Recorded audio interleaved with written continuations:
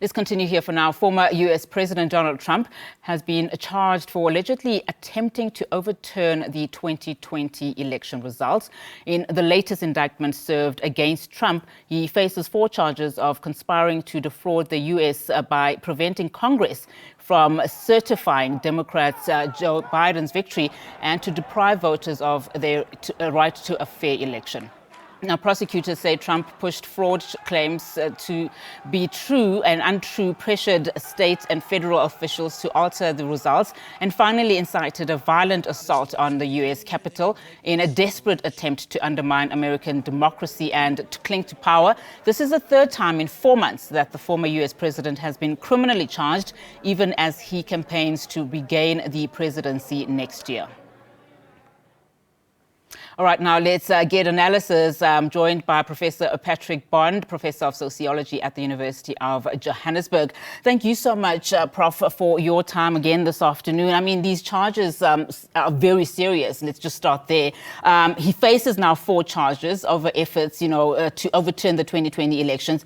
Are we likely to see just some of these charges being added, or more charges rather, being added to his long list of charges that we're currently seeing? Yes, and these are going to stick because Jack Smith, who's prosecuting, apparently has, by all accounts, a very strong case. And it's really a period, if you recall, early November of 2020.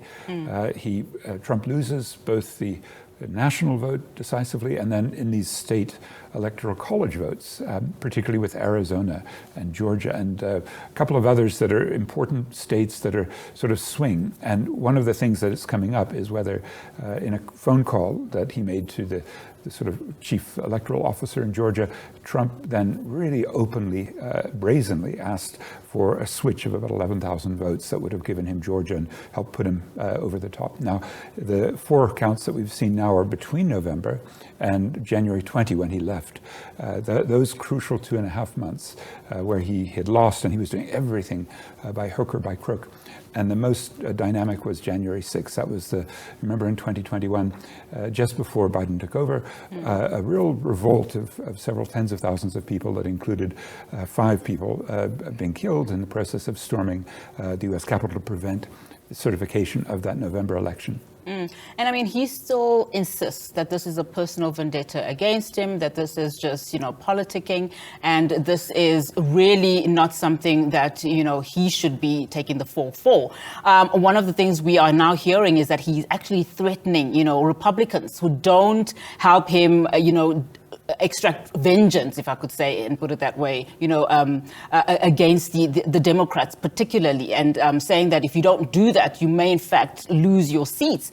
I mean, his behavior is, of course, showing signs that he knows that these charges are quite serious. I think so. And in addition, the dilemma for Trump is he might be prosecuted, actually convicted, maybe even in jail, but can still run for president and serve in the presidency. He would pardon himself right away if he won. And that's actually a fair possibility because the opinion polls that came out the last couple of days show him absolutely neck and neck, 43-43 with Joe Biden, the incumbent. And there's a long way to go. It's in November of next year. But Biden himself isn't doing very well because more exposés of what his son was doing to assure Ukrainians, Chinese, and other investors would be impressed by the son's relationship to the father, getting him on the phone 20 times in the midst of sort of social and business meetings to hint that Joe Biden would be, useful for these companies to give Hunter Biden all of these benefits. And in addition, Joe Biden has a very tough time ahead of him. He probably will win the Democratic Party side of this primary season that begins early next year. But there is a very strong candidate, the nephew of John F. Kennedy, his name Robert F. Kennedy Jr., and he's picking up a lot of support, although increasingly now from Republicans. He's a very rare crossover candidate. And what you just said was that Trump's playing the politics of the victim. And that's going to be, with all of those sort of angry populist voters, the white male voters who might have lost their jobs, who feel under pressure, that may be a decisive, let's say, sentiment, a psychology of who can marshal the sense of whether the elites are against Donald Trump. And what Biden hopes is that the elites' case against Donald Trump is airtight. And I think it is, actually. Just mentioning, that other name, the Kennedy Jr. name, that does bring about complications, because then it would then split this, the support that they are both enjoying, if I can call it that, in terms of, just having it being tied. What would it mean then, to have this third party, whether it is Cornel West with the Green Party, or, RFK Jr. as an independent, for Biden in particular? It's very hard to say at this early stage, but you're right that the other potentially disruptive candidate, coming from the Martin Luther King tradition, Cornel West, an African-American, a brilliant orator and a Harvard and now a religious professor at a New York university. He's been in the, let's say, spotlight for the independent left for a long time, and he's probably the strongest of the candidates, along with RFK, in questioning the military-industrial complex and the big pharma corps and the sort of establishment. And that might be either West or RFK.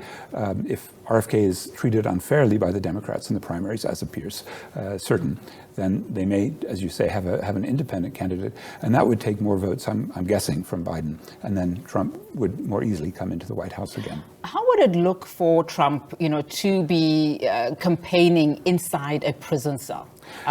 Just having a look at, just some of these charges, and even comprehending that he's not going to let go of, vying for president again. Yes, and there are actually more charges, because there's one with sexual abuse, and that has gone into the second stage because he lost the first stage, which is a defamation case. And then there's another case of him purchasing silence from a famous